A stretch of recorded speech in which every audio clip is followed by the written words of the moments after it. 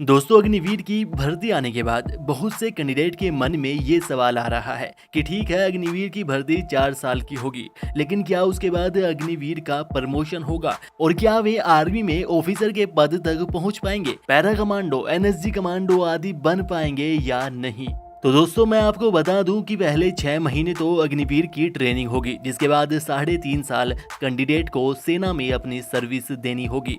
तो इन 4 सालों में तो किसी भी अग्निवीर का कोई प्रमोशन नहीं होगा, वह उसी पद पर रहेगा जिसके लिए उसने अप्लाई किया है, जो भी काम उसे दिया गया है।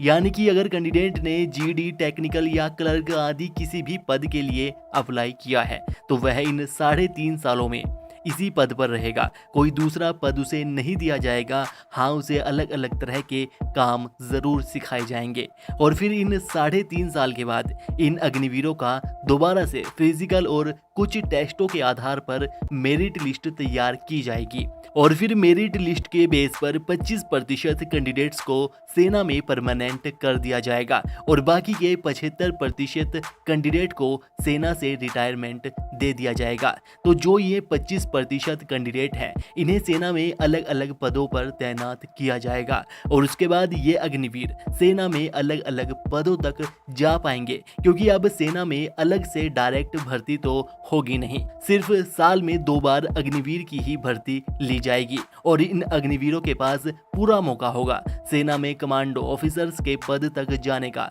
तो आइए जानते हैं कि आखिर ये अग्निवीर किस किस पद तक जा पाएंगे और क्या क्या उसका प्रोसेस होगा। तो अगर इन कैंडिडेटों में से जो कि 25% परमानेंट हुए हैं, इनमें से अगर कोई कैंडिडेट पैरा कमांडो बनना चाहता है तो उसे पहले तो कम से कम 3 साल एज ए सोल्जर सेना में अपनी सेवा देनी होगी, जिसके बाद वह पैरा कमांडो के लिए अप्लाई कर सकता है, जिसके बाद अलग अलग तरह के टेस्टों से उसे गुजरना होगा, जिसमें लिखित परीक्षा भी होगी और फिजिकल टेस्ट भी लिए जाएंगे और इस तरह पैरा कमांडो की चयन प्रक्रिया पूरे 3 महीना यानी कि 90 दिनों तक चलती है और जो इस चयन प्रक्रिया को कंप्लीट कर लेता है वह कैंडिडेट पैरा कमांडो के लिए सेलेक्ट कर लिया जाएगा। और अगर कैंडिडेट एनएसजी कमांडो बनने की चाह रखता है, एनएसजी कमांडो बनना चाहता है, तो वह यह भी बन सकता है। इसके लिए भी उस अग्निवीर को पहले इंडियन आर्मी में 3 साल अपनी सेवा देनी होगी, सर्विस देनी होगी, जिसके बाद वह एनएसजी कमांडो के लिए अप्लाई कर पाएगा और इसके लिए भी चयन प्रक्रिया पूरे 3 महीना चलती है और जो इस चयन प्रक्रिया को कंप्लीट कर लेते हैं, पूरे 3 महीनों तक मेहनत के साथ डटे रहते हैं, तो उन्हें एनएसजी कमांडो के लिए सेलेक्ट कर लिया जाता है, वे एनएसजी कमांडो बन जाते हैं। और यही नहीं, इसके साथ ही ये 25% अग्निवीर सेना में ऑफिसर की रैंक तक भी जा सकते हैं।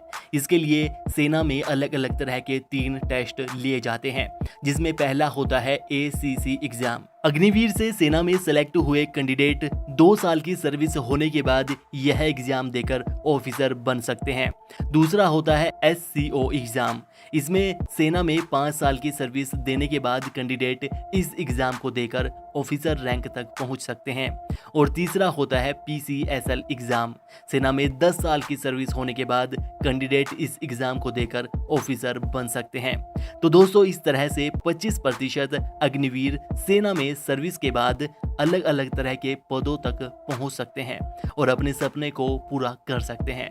और दोस्तों, आपको बता दूं कि सेना में किसी भी तरह का कमांडो बनने के लिए डायरेक्ट भर्ती नहीं होती, बल्कि सेना के जवानों को ही आगे ट्रेनिंग देकर कमांडो यूनिट में भेजा जाता है।